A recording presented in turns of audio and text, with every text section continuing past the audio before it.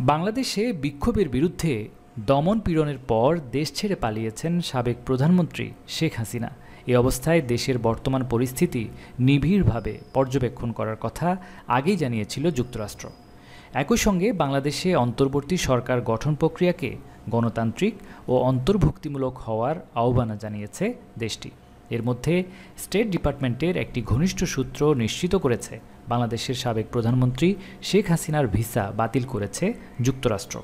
British সাংবাদিক David Bergman এক টুইটে কথা জানিয়েছেন।